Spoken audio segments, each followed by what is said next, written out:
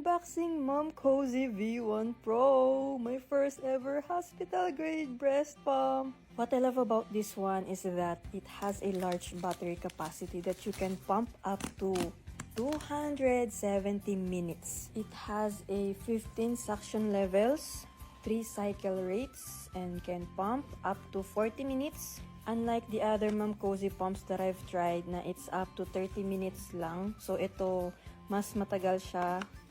Mas nadagdagan ng 10 minutes.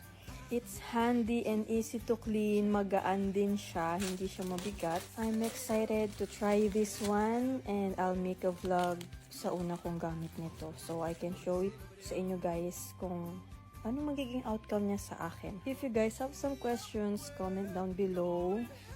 And of course, don't forget, check out the yellow basket. Follow for more.